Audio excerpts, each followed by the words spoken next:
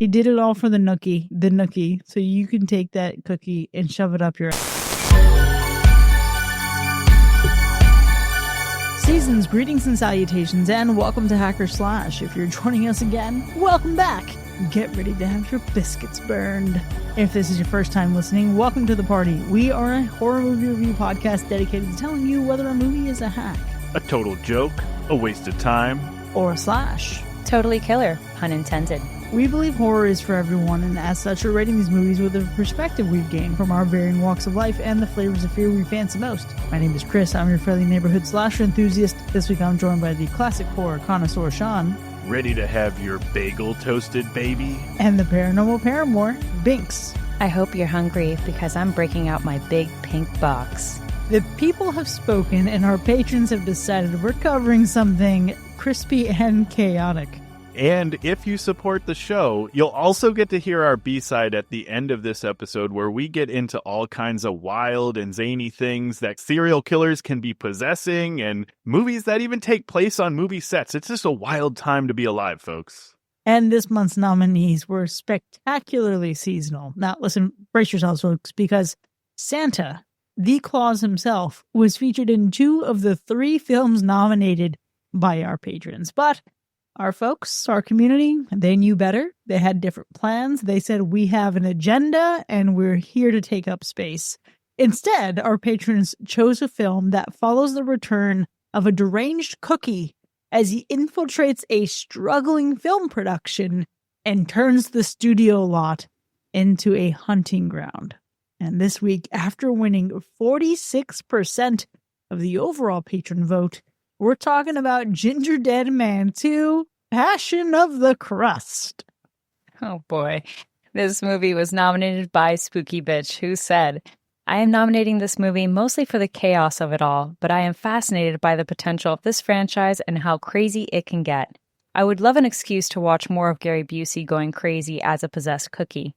Also, the more of these movies you review, the closer you get to reviewing The Gingerdead Man versus Evil Bong, which has to be a special movie. I think only Binks knows if it's actually that special, but for now, who's seen this one before? Oh, man. I feel like, well, admittedly, I had never seen this one before, despite how incredible the name of this one is, The Passion of the Crust. And we've been talking about how great this name is for a long time on this show, it feels like. So it's actually wild that it took this long to actually watch it. 100%. I've been waiting for this moment, savoring it. I've needed to see this movie, but only when the time was right, when our community would decide we had to watch this together. So I watched it, and then I made a brave and bold choice to watch it again 2 hours later. But Chris, I think that you have me beat on that one. Yeah, I watched this movie, and I really wanted to give it as much of my attention as I possibly could because, folks, while fuck the original Gingerdead Man, like I hated that movie, the actual title is something to behold because it predates even Binks and Sean on this show. This goes back to like the Ryan, Alexis, and Mac days, and we're just looking up random BS titles of B horror movies, and Passion of the Crust came up. So this is like a spiritual moment for Hacker Slash. So I waited for my complete day off of work. I put this movie on, and I did it in such a way where I could really fully absorb it, jot down some notes, have some fun, then take a 10-minute break, or a 30-minute break actually, and replay it in a watch party for our Discord community. And oh my God, I'm glad I watched it first just to like brace myself and get my notes in, because the second time I watched it, sheer laughter, sheer vibes. Wow. What an incredible moment. I expected this to be trash, but with a good title, but this movie was actually much funnier than I had any right to expect from it. I mean, yeah, based on how the last one was, the original Gingerdead Man, I honestly, did not have high expectations for this film. My expectations were probably at an all-time low, if I'm being honest, for sure. And I get it. Like, it's like one of those movies where even just the title is so absurd, you have to laugh before you even put it on. So you're just kind of expecting this movie to live in absurdity. 100%. I think that I really needed this movie to deliver with an iconic title like Passion of the Crust, okay? I wanted it to be uncomfortable, ridiculous, blasphemous, specifically, right? I wanted it to be really bad. I wanted it to be absolutely terrible, but the kind of terrible that will have me laughing for days and weeks on end, because that's exactly what happened with Gingerdead Man. I still talk about that movie to this day because I can't believe that that movie exists. And I needed it to deliver in the way that Gingerdead Man did for me. Listen, I did need this movie to deliver. I agree with you. But you are so kind to the original Gingerdead Man, and I think we have to be very clear that you are the kindest person to that movie on this podcast, because even with me, as a person who is passionate about crust, I do like a good pastry. I like a good flaky crust. I wanted to love this movie, but let me tell you that when this thing starts, we get a funny-ish opening scene, a moment, etc. But we have really honestly just a previously on the Gingerdead Man, and then we have opening credits. And the opening credits are like 3 minutes long. It's a full song, but it is a ripoff of Bad Reputation. And what is infuriating to me, and I'm not like, I'm going to go into a little bit of detail here, folks, because it's not going to be a spoiler for you. This is the opening credit song. Chill. The fact that they can say literally anything that rhymes with the word man, right? So, run, run, run just as fast as you can. I'll take you out with a frying pan. But they never have the audacity to commit. If you're making this for a Gingerdead Man movie, just say, you can't catch me, I'm the Gingerdead Man. Like, it was right there. And it's like, you start this movie being blue-balled right at the start with this fucking song. But that kind of tracks with the whole theme of the movie. Funny that you say blue balls, because there's a lot of that somehow. There is a lot of sex in this movie, and 75% of it is with a cookie. So that is something you should be warned about. There's a lot of, there's something to say about that in terms of just like beautiful symbolism, right? With a cookie. Go figure. Yeah, the weird thing about this intro was that it was reminding me of the Pooniverse, and it was giving like story time vibes. And quite frankly, you have to have some audacity to give an entire recap of your first movie before the second one that takes up 5 minutes of an already hour and 12-minute long film. Okay. And not that if you ever thought you needed to watch the first one before watching this, like this is a serious franchise, like, folks, no, it's called Gingerdead Man, Passion of the Crust. Like, you don't have to take it that seriously. But even if you wanted to take it that seriously, guess what? Just in case, the base is covered, because they recapped the entire first movie in the first 5 minutes. And honestly, it's better for it. I would actively say, don't watch that movie. Watch instead the short film that takes place inside Passion of the Crust, where you get all the details and none of the fluff. You just get the good bits. It's true. It just gives you this quick little flashback, sets you up to what this fucking cookie is all about, and then, boom, you're right in the mix of this insane story. It's all of the fluff, or rather, I guess, none of the fluff and all of the gluten. Maybe we can say that. Maybe that's better. Yeah. There was literally this sense of confused delight while watching this movie. At times, I felt amused by how absurd and chaotic this movie actually was. There was so much random shit happening at any given moment that you couldn't help but laugh, right? The low budget effects and over the top acting were so cringy sometimes that you just had to laugh. Oh, and laugh I did. Laugh I did. I mean, it was one of those films where I'm watching a car crash again. And I think I said this about the first one too. It's like a car crash you can't look away from. And some moments were absolutely just raunchy and crass, and like, if that's not your kind of humor, you're going to struggle big time with this one. I'll tell you that. But I think for me, the weird thing about this movie and its predecessor is like, it's like if Scary Movie was turned up to like an 11 in some ways. It's got that sense of humor that the early 2000s had, that if there's still a population for that kind of humor and people don't get movies that cater to that kind of sense of humor. So it's got its audience, sure. There were certainly some moments that were just laughable because of how bad the acting is, how in times, obviously, it's self-referential in some ways. Its setting is on a movie set.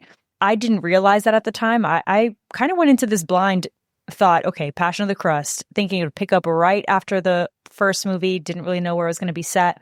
So there's certain elements to this movie and the way that it's set up, its characters, the fact that they're on a movie set that allows it to get a little bit crazier than I had at least expected and thought it was going to be going into this. Yeah. And what an incredible place to put this movie, too, because you could not bet me any kind of money that I could have ever predicted that. I wanted to know nothing about this movie besides the title. I wanted to walk in without any preconceived notion. So I was pleasantly surprised that it wasn't Gary Busey.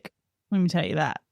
That was a great time. I found myself really having fun with this movie. There are a couple moments I was like, okay, the opening song being one, a certain kill that we'll talk about in the spoiler zone, no doubt. But I found myself just laughing so much, but also not just laughing at the movie, but actually laughing with it, because this movie is both intentionally and then also unintentionally funny. And the moment where it hits, it's actually crafted really well. And I feel so silly saying that about a Gingerdead Man movie, but this is great comedy. And it's great in terms of that laugh factor, specifically because it's leaning into the schlocky B-movie exploitative filmmaking. It is taking even like Full Moon Pictures and bringing that into this fictional world and just showing, a look behind a curtain, an exaggerated look behind the curtain, and thinking about what kind of chaos can reign on a studio lot where this kind of filmmaking is happening. So it was an incredible framing device. I really found myself shocked by that.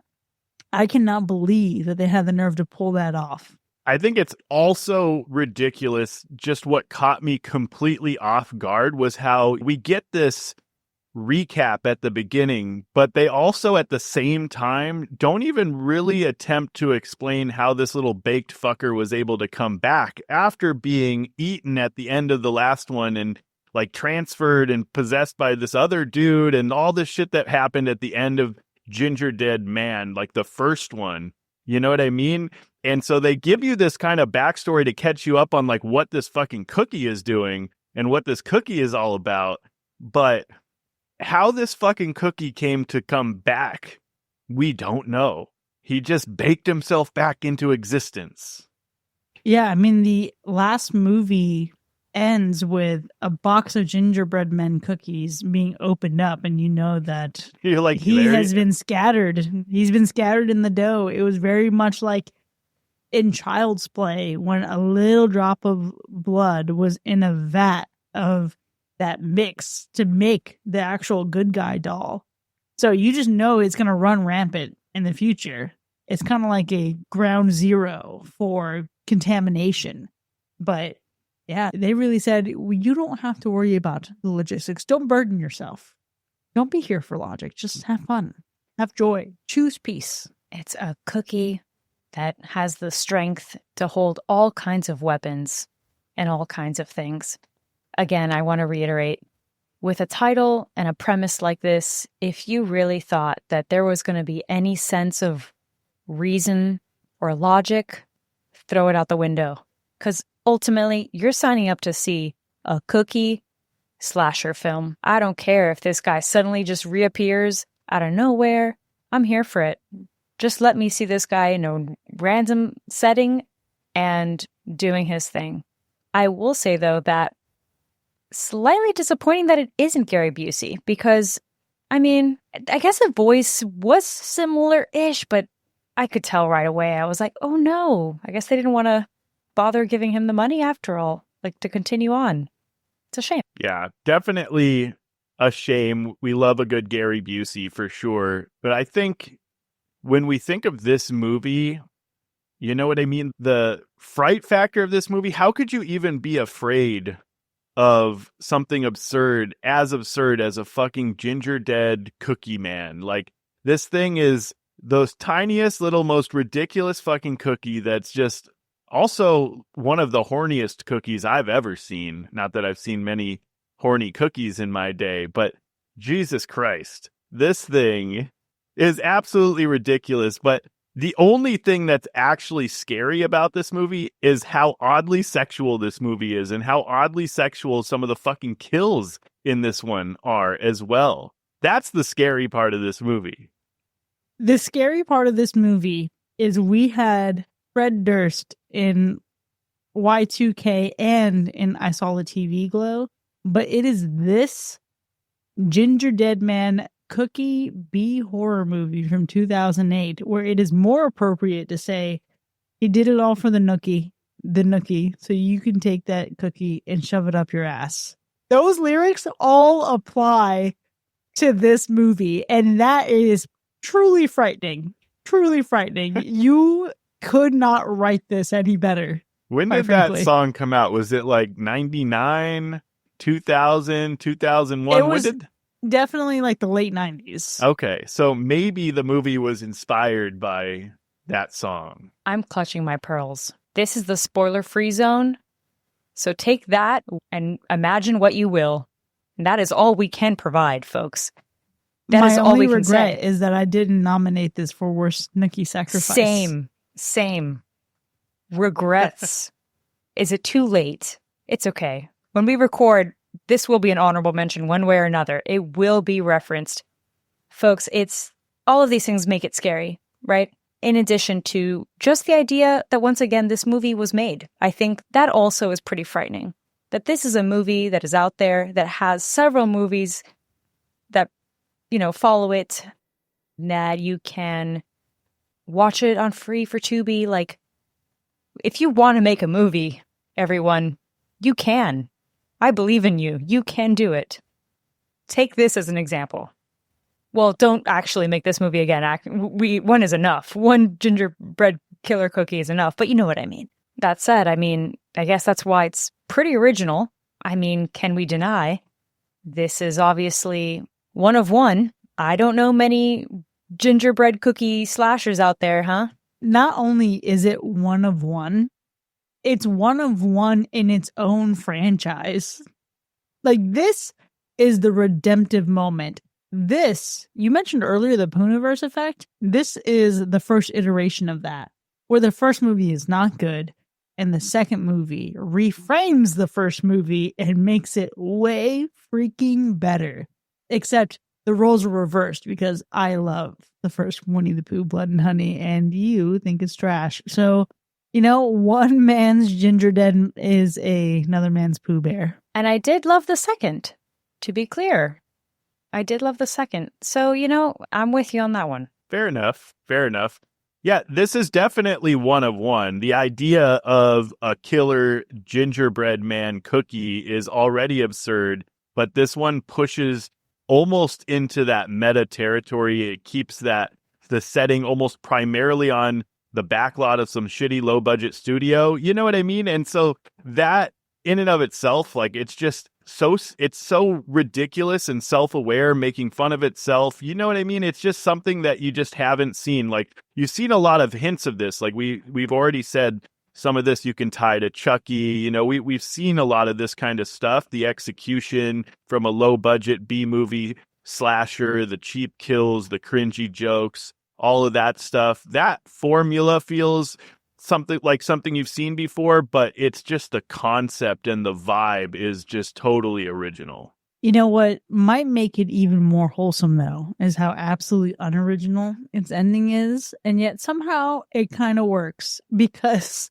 we get to a point where the movie feels like it's going to end, and it throws back to a classic hacker slash. Is this the end, the pre-end, the prologue to the end, or the end, or the end? There are that many perceivable climaxes in this movie And just when you think they've done enough, wait, there's more. There's more. Yeah, I, there's more. I I would don't know say what we needed to see that last little bit. It was kind of silly. I guess it just fits with the wildness of this film. But everything leading up to the end is probably one of the most wild and enjoyable parts of the entire film. It's literally where it lives up to its name. You know what I mean? finally, which is great. And I think that the best way I can describe this ending is comparing it to edging. Basically, where, it's you think that you're reaching the end, it's getting a little crazy, then it tempers down. I mean, Chris, you described it perfectly. I think that that's exactly that. There were several moments where I thought the movie was over, also because it's a very quick watch. I mean, you might as well call this a TV show episode, right? So the ending will hit you a few times with how bonkers it can get and how it can definitely elevate the insanity that happens.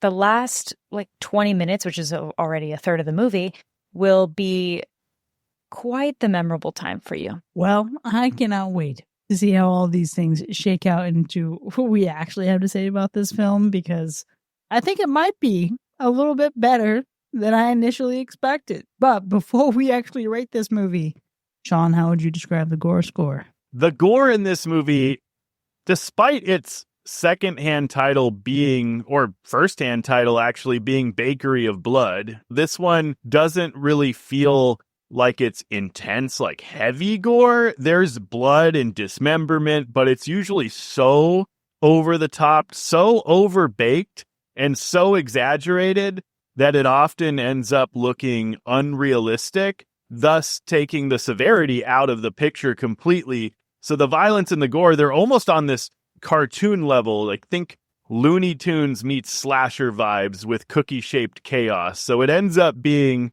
gore that you laugh at instead of flinch from. So it earns itself this medium level of gore. And what about the animal report? No animals were baked in this movie. I don't know. He kind of has that dog in him. You're right. Let's go ahead and get into our ratings then. Gingerdead Man 2, Passion of the Crust from 2008, as nominated and voted on by our people, the patrons. Was it a hack or a slash? I can start us off here. I think that this movie and the original as well, and I'm sure all the other ones that come after this, are special, unforgettable pieces of media.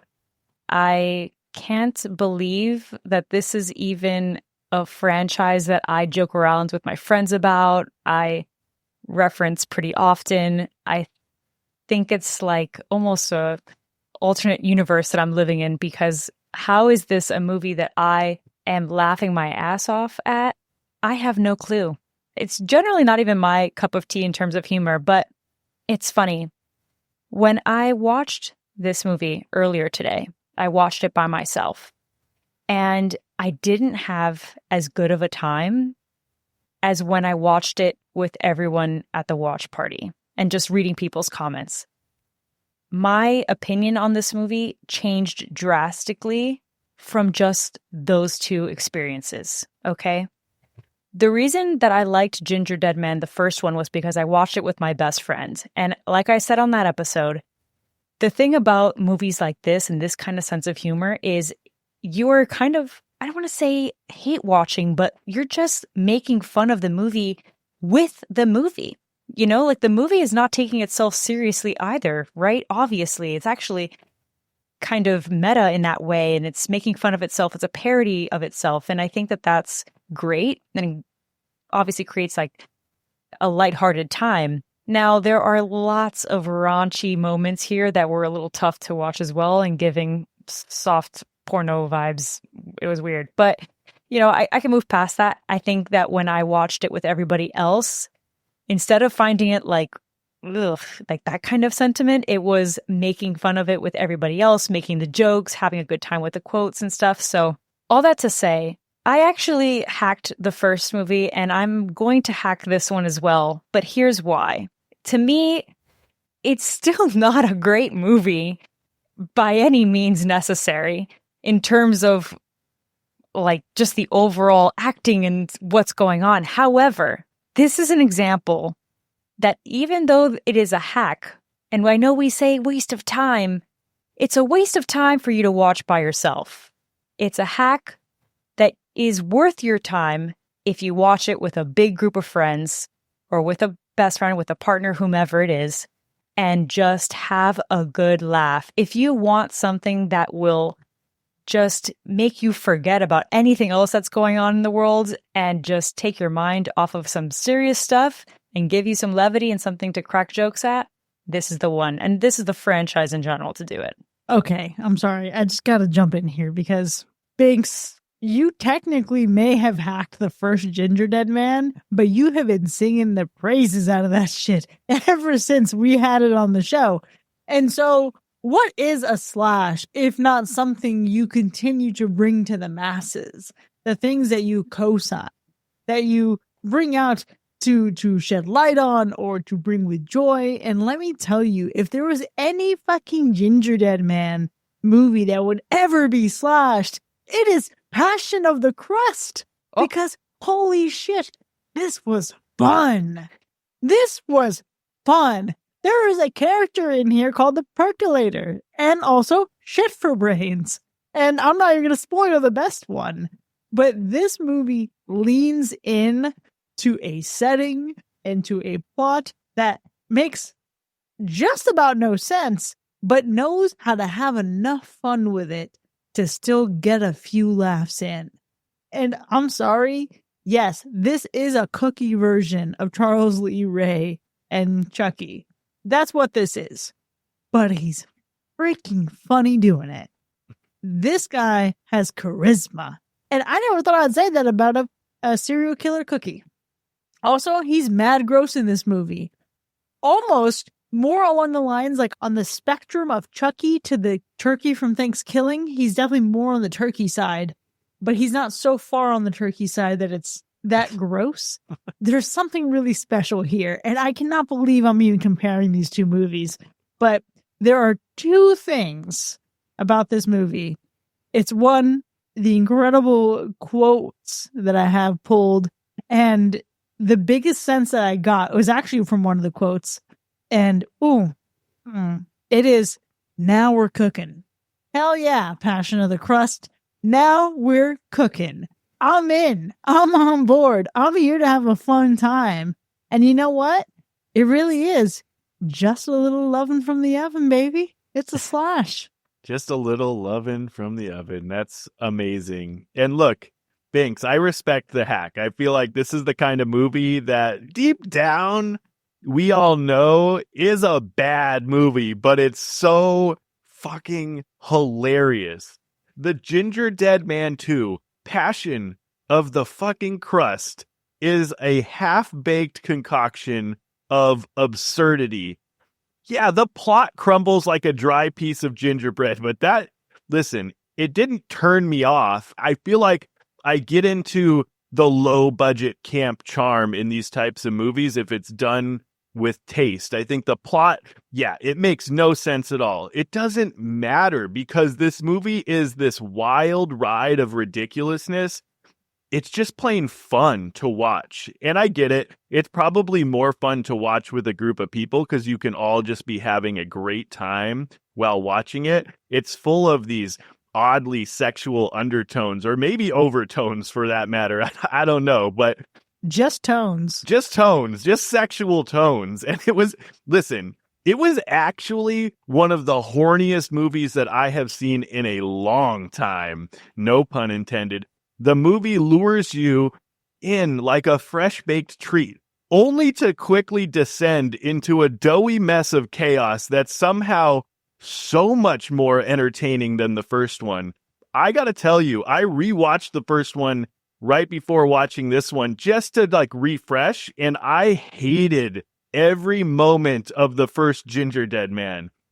This movie was night and day different from that one. And look, there's certainly a place for ridiculous self-aware horror. It's not for everyone, but this is the kind of movie that I grew up watching with friends and having a great time. So I have a deeper appreciation for this kind of absurdity. in horror. So some fans might nibble at the madness. Some are probably left chewing on why this dessert needed a sequel. Kevin Cheatham said it himself in the movie. He's a total hack. And this movie, by any definition of the term, is probably a hack. But this was also too ridiculous to not have a good time. It's that B-movie charm that you can't help but love. So you said it earlier, Chris. Fred Durst did it all for the nookie. I'm doing it all for the cookie. Throw some icing on that bitch. I'll take a bite. This one is a slash. I love it, Sean. That's my boy. And let me tell you that when you're talking about how horny this movie is, this is for sure, as we said in the Discord chat earlier, a subsidiary of Cornhub.com. It is onlycrust.com. There's just a lot of stuff happening in here. Raw dough. Oh, not the raw dogging. Raw doughing. We're raw doughing. Wow. We haven't had this intense of a hacker slash after dark all year long. Only fitting that it would happen in our last episode of 2025 before we get into the Slasher Choice Awards. But with that, Gingerdead Man 2, Passion of the Crust. It has earned 1 hack and 2 passionate slashes, but you have to find out for yourself just how much fun you want to have. So fuck around and find out. Go watch it online, then join us in the second half so we can really try to change Pinks' mind. We'll see you in a bit.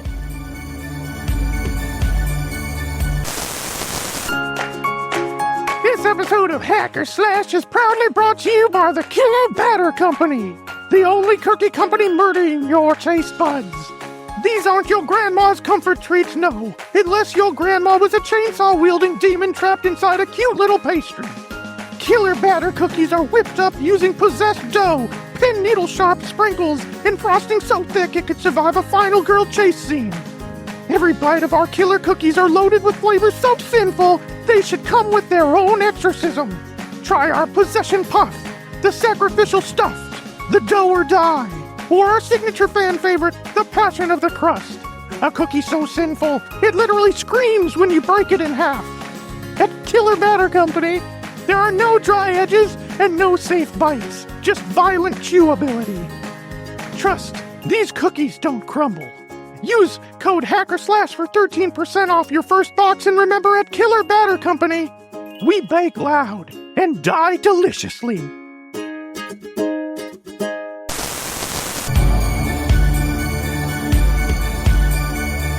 Welcome back, folks. You're now entering the spoiler zone for Gingerdead Man 2, Passion of the Crust, which has earned 1 hack and 2 passionate slashes.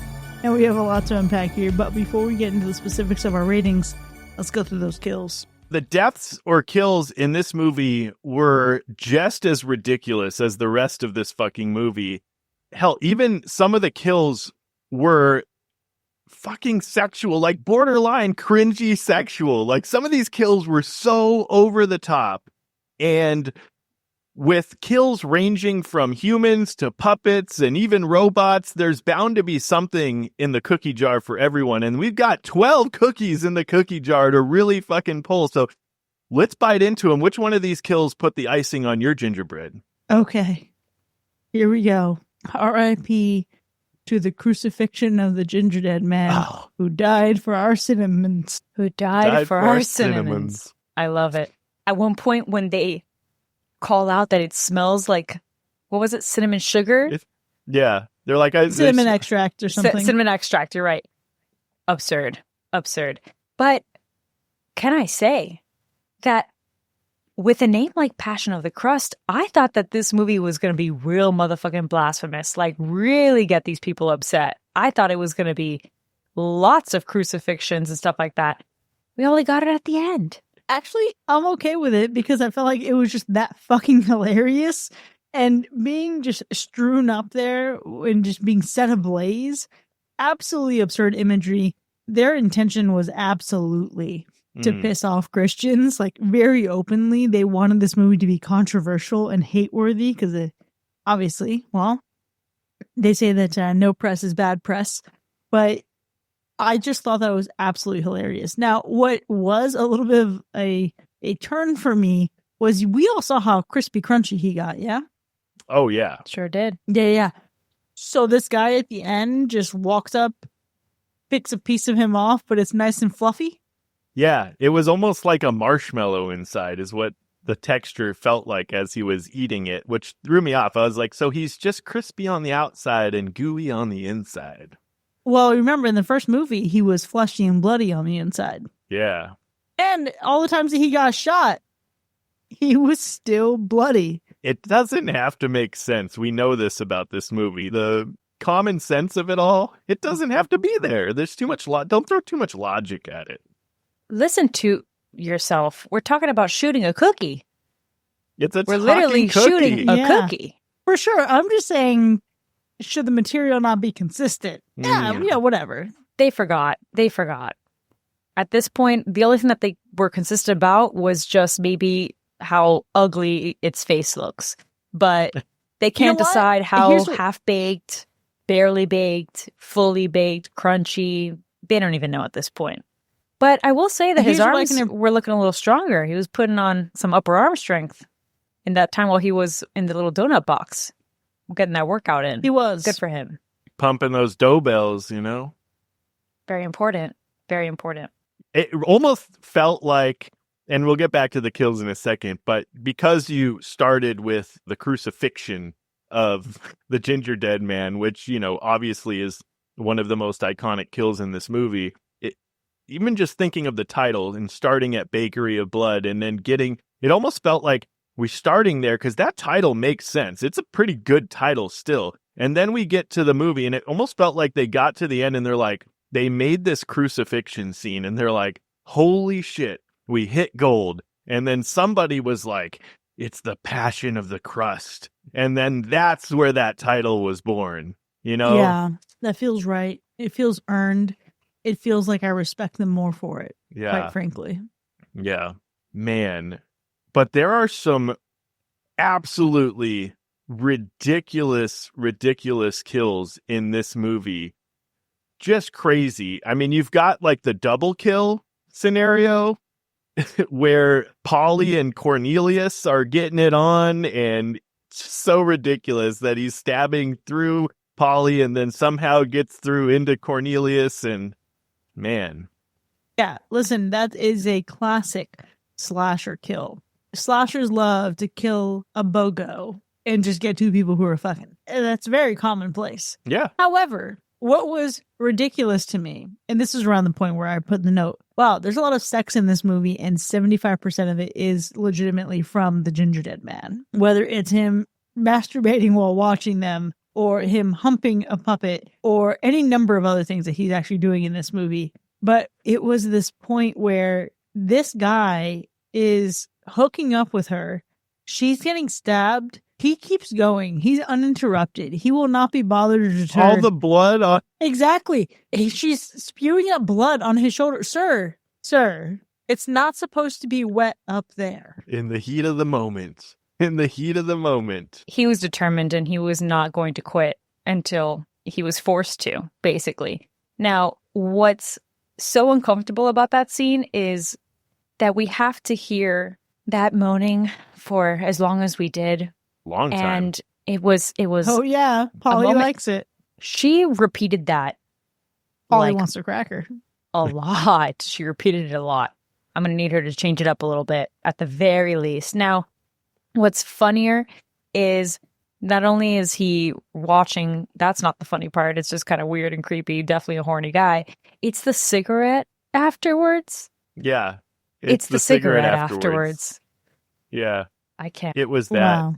And also Cornelius literally I couldn't help but think I was in some weird parody of a Buffy the Vampire fucking spinoff here with like our Discord community highlighted how much they did. The makeup was giving Buffy. It was also, though, it escapes me now, but folks, if you have not joined our Discord, you want to join the Discord. I promise you. This is one of the funniest collections of people I've ever met in my life. And somebody in that chat made a cuck joke with a pun for cookie.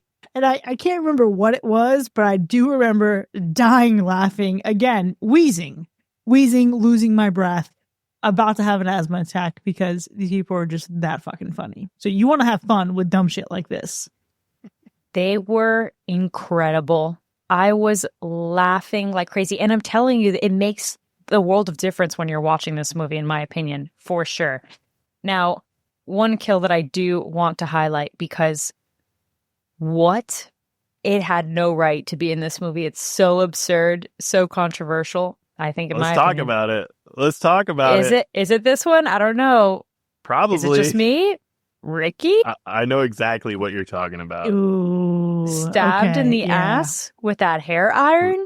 Repeatedly with the hair iron. It was so borderline crossing way too many lines that that was insane. That was crazy. At one point, him liking it, the other not? What? That was doing the most, folks. Okay, so uncomfy, dislike.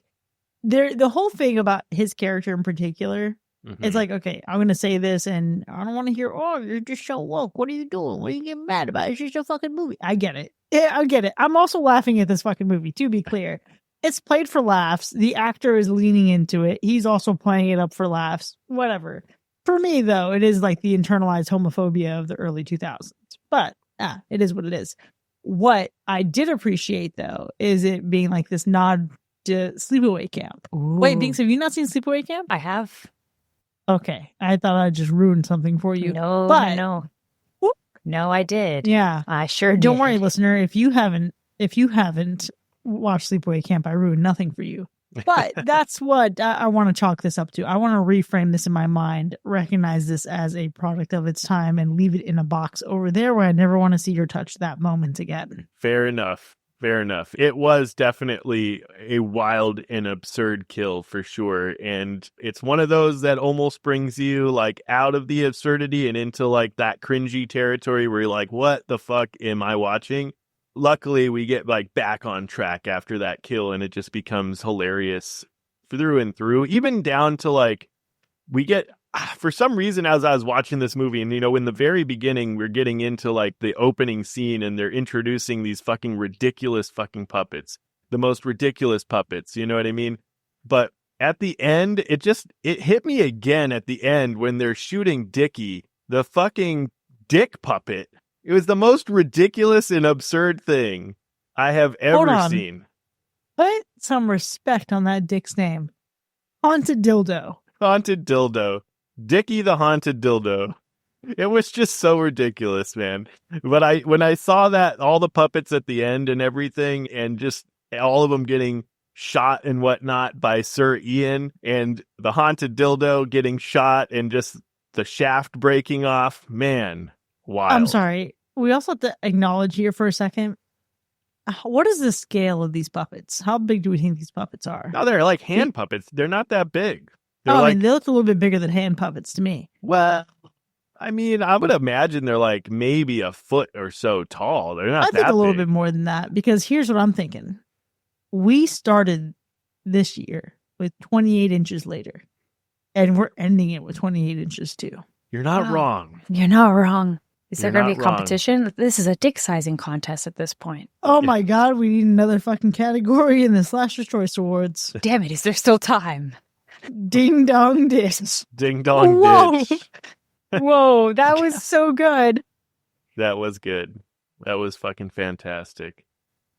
The puppets were oddly reminding me of if you know wrestling or not, but Bray Wyatt's Firefly Funhouse has a whole bunch of weird puppets, and they look a little bit deranged, and they're not nearly as ridiculous as these puppets. And there's no Haunted Dildo puppet, but I was definitely getting Firefly Funhouse vibes for sure.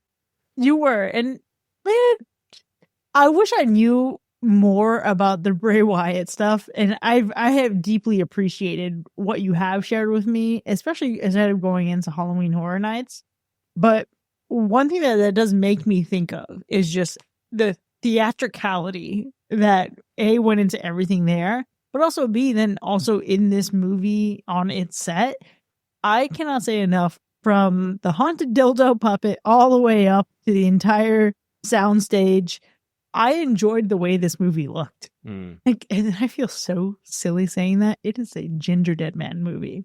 It's not even shot particularly well, but it is chaotic, and it does perfectly capture this magic of running from one room into another, and suddenly you're going from a studio, like a soundstage, into what looks like you're about to go to Leprechaun 4 in space. Like, it looks exactly like that level of quality. Very true. And you're right. Like, the practicality of everything that they did, the practical effects, the practical sets, the puppets, the cheap gore practical effects that just looked so ridiculous. You have to love every bit of and it's actually, to me, kind of impressive to say that they used so many practical effects and practical sets throughout the film, and being as low budget as it probably was. I don't even know what the actual budget for this film was, but to be able to use all the practical effects that they used, I thought was such a great touch. And you can only make a campy movie like this, a low budget B movie, horror movie like this, work with wild and ridiculous practical effects. Even if they don't look great, it's just part of the charm. I think You know what else has some charm? I think that when I watch like B horror movies like this, I obviously set a different standard, of course, in terms of production value. But this is something that actually did surprise me, because we don't even get that many movies that are about being on a movie set. You know what I'm saying? And I think that I definitely bought into that. The ambiance, how everyone was just frantic at the beginning when they were like doing the scene in that fight that they're breaking out into. You know, you see the camera equipment here and there. You've got the good old donuts and stuff for little snacks in between. They thought of everything in terms of making the set super believable, where, again, can't help but reiterate, I'm not expecting much from a movie that has to do with a gingerbread cookie killer. I don't even think that I had anticipated the blood to even look very good. And it's honestly better than the blood that they give in the Pooniverse. Let's be real. Okay, I actually made a note. Why does the fake blood and heart look better than some of these other movies we've been seeing lately? And again, it's just leaning into some practical stuff. That's it. It doesn't take a lot to make something look passable and serviceable. It's fine. But I also want to point out, and you mentioned like this opening scene, and it was actually my favorite scene of the whole movie, was just setting the stakes, getting to understand the world that we're living in, looking at how ridiculous this like schlocky film they're making. When we start getting this escalation and the over the top of summoning things from the percolator that looks like a coffee maker with guns to Schiffer brains, and then Rise, Haunted Dildo Rise. It's just such an acknowledgement of absolute absurdity that comes out of these things. And then the commentary on nobody being happy or proud to be associated with this movie, but this one producer's like, nope, we're going to keep pushing. We're going to do it because this is going to sell. And being just blind to that, right? It's the difference between the suits and the creatives.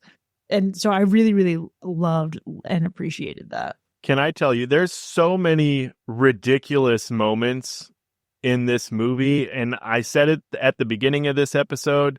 I have more quotes than notes in this movie because there were so many absurd things happening. And I want to get into my favorite scene, but I also just want to highlight that there was this one little note that just had me dying, and maybe I'm going to hell for this, but it's when they're introducing Tommy, right? And they're saying that, what did they use? They used the terminology like, oh, we're with end of the rainbow. And that term just had me dying. Like, the Make-A-Wish parody is already like so cringy and so bad in so many ways, but the end of the rainbow just sounds like this motherfucker's about to die, so let's give him something. And I could, like, maybe I'm going to hell, but I just was dying as soon as I heard that line. Oh, it was hilarious. It was absolutely how do we take something pure and wholesome like the Make-A-Wish Foundation and just make it as cheesy as we possibly fucking can? Also, I want to shout out Ice Cold Dr. PP. That's Lucas, the patron in our Discord. I believe it was him who said he's giving great value Pete Davidson. Oh my God. Okay. Now I can't unsee that. That's amazing. Yeah, if I misattributed that quote, please correct me in the Discord, but damn, y'all were on it the entire time. That is fucking pure gold for sure. Which brings me to what my favorite scene is, because that was also pure gold.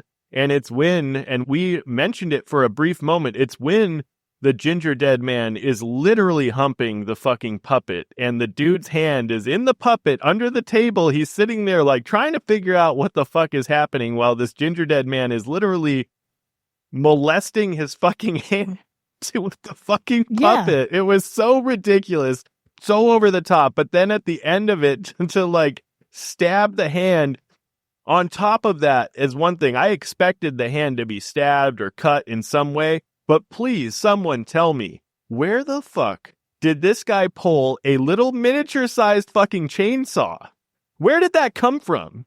Okay, Spooky Bitch had the same question in the watch party, and someone aptly responded from the tiny hardware store, to which she said, "You're right, I'm really asking silly questions, and I should know what I'm getting into." It's just it was so random and so unexplained that it added to the hilarity of that moment. It was so ridiculous, so funny. It started off so weird and awkward and funny. You had to laugh at the moment, and then to pull out the chainsaw, the tiny chainsaw, out of nowhere. That shouldn't have been anywhere near where he was, but I guess maybe we've got puppets there, so maybe that was a prop, who knows? But for it to come to life is a whole nother thing.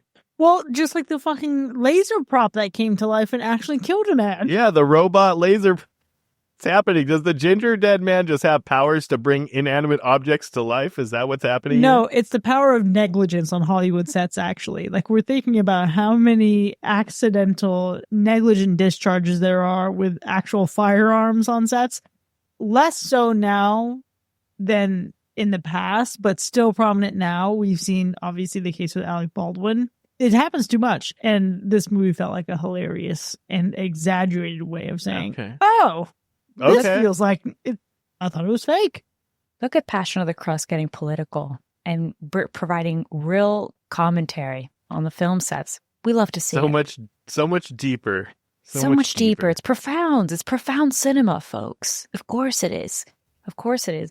With, moments like, where a little bit of sci-fi and you have a scene of a woman getting her ass paddled and you've got the actor getting feedback from the director because he takes his craft seriously, and all the director cares about is whether the scene was in focus. I died laughing. I really did. I thought that was incredible. There's so many moments here where it's just making fun of itself, of how movies are made, of people and how they act on film sets. It was just one thing after another that was creme de la creme. I think another moment that stands out for me, because there's so many, that'll make you laugh or you're going to talk about like, I can't even believe I just watched this, but it's probably like maybe another similar one to the one I just referenced. And that's Tommy basically going on his rant, like his scream ghost face monologue, essentially going fucking off. And suddenly being like, wait a minute, you're going to take me seriously? You're going to read my scripts? You're going to give me a chance? Well, there's certainly an audience for this stuff. I've been watching it for so long. You've been making movies for 15 years. You must be doing something right. Like, the switch up is so real for all of these like keyboard movie hater people. You know what I mean? Like, they just rant and go off on some of these movies with no sense whatsoever. But the moment that they get recognized, all of a sudden, oh, but I love this movie. It's so great. I thought that was really, really clever. Yeah, that was a moment where I believe he was dubbed during the watch party Terrorist Tommy. And also acknowledging that he walked so Richie could run in Scream. But hey, here we are. Commentary, there's always critics, and even shout out to Calvin for acknowledging that he in fact is a total hack. But I have a question. There's a lot of great scenes in this movie. One of the things that is so wild to me is that you can have so much fun watching a movie like this, but really, were any of these characters even likable? Like, none of these characters were even likable, so that really speaks volumes to how fun this movie was, doesn't speak volumes to how fun the movie was, but it speaks volumes to how wild it is that this movie could be as entertaining as it is without having at least one character to really latch onto, because really you can't give a shit about anybody in this movie. Yeah, I give a shit about the Gingerdead Man. I thought he was hilarious. Yeah, but you're not like rooting for him to survive. I don't know. Maybe I was. When I saw those little cute red glowing eyes, I was like, okay, sir. Yeah, maybe. No way. Let's have you have a crossover with the Thanksgiving turkey, and then maybe I'd watch a Thanksgiving movie. Well, we all know the Gingerdead Man's going to survive somehow because they don't even have to explain how he survives. Oh my God, he's going to be the pie crust at Thanksgiving. That would be hilarious. He's the dough that keeps on giving, that's for sure. And I can't even imagine how this next movie's going to start, that's for sure. But the point is that I want him to at least make it to the finish line to give me another movie that is just as ridiculous as the one prior. And yeah, I agree with you. There's not many characters, if any, at all that are likable. I think there's certainly a few that are funny. Paulie, as an example, has so many like ridiculous one-liners and just scenes in general that are like, girl, you're so weird. Well, that's what I'm saying. Like the characters themselves were wildly unlikable. They're super paper thin. They definitely feel like they only exist as walking punchlines to carry the movie forward and to just kind of fill in for kills and things like that and to just add to some of the humor. So it's just wild. I mean, I guess they serve their purpose, but, I think of maybe not as absurd as on this movie's level, but I think of Evil Dead 2. I think of Army of Darkness, and there's a lot of absurdity in those movies, but you have Ash to latch onto. You know what I mean? You have a character that more often than not, the general audience is gonna like this character. And that's the character you latch onto despite all the ridiculous characters that just serve to move the plot forward. For sure. I also want to give a shout out to the characters that you're not going to like fully latch onto a small detail of. And that's most of them aren't even addressed by their full name on screen. But let's give a shout out to Heather Crocker, Tommy Hines, Wendy Hines, Tim Nestle, Butch Pillsbury. We just have a lot of these names. Toothless McHomeless actually is a name of a character. The character names are absolutely wild, and many of them are labeled as like these popular foods or snacks or baked goods. Absolutely ridiculous. What a fun touch. That is actually fucking funny. You gotta love it. But listen, the worst part of this movie for me, outside of maybe, I wouldn't even say it's the plot not making sense because that adds to the hilarity of this movie. Maybe the worst part is them not giving us any kind of explanation to why this fucking Gingerdead Man came back to life. Or maybe it's just because we didn't get enough kills. Like, I wanted to see more Gingerdead Man slaughtering other people. Like, could we get, we like scratched the surface. Like, we had a few amazing kills, and then we had some that were just kind of like stabby kills, and we could have done more with them. I feel like we could have gone even further. We could have gotten even crazier. And so it's a tough one. I think I personally could have done without the curling iron sodomy. That's just me. Fair. Yeah, that's curling iron sodomy is fair. That's pretty valid. The use of the word and the applicable use of the word sodomy really is not how I expected to end the year. But incredible that I would have precision of language. Call it for what it is. I love it. I love that.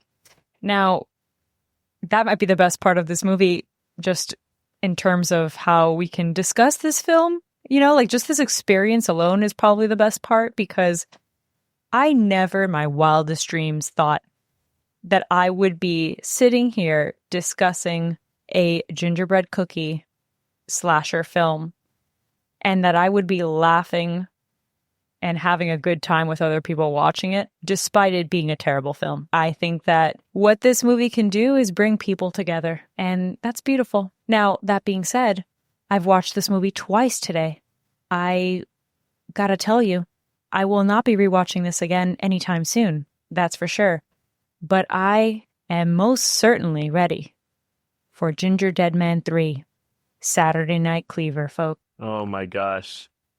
Yeah. I actually want to nominate Nathan, who in our live stream chat right now has suggested that there should have been the title Gingerdead Man 3. We need another one. Like, need. Yeah, need that dough. You understand the one with a K. The term when you it's a make play. bread. It's a play on the word for sure. Again, it's, language. It's truly incredible for sure.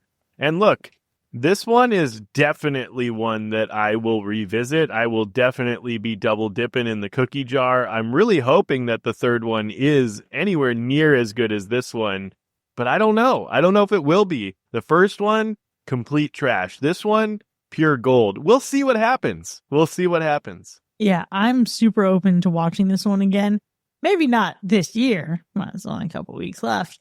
Catch me having fun next year, though, and I might fuck around and find out. I'm going to have a little bit more fun to go. But for now, Gingerdead Man 2, Passion of the Crust, has earned 1 hack and 2 slashes. Now, we certainly had a robust discussion about this movie, but the conversation doesn't end here by any means. If you want to find out some of the secret ingredients to our show, consider supporting the show by visiting patreon.com/hackerslash and enjoy even more of the show, including bonus content with early access, extended episodes, movie nominations, and live shows. We'll see you next time, folks, and remember, you need an exorcist for anything as powerful as a haunted dildo. Rise, haunted dildo!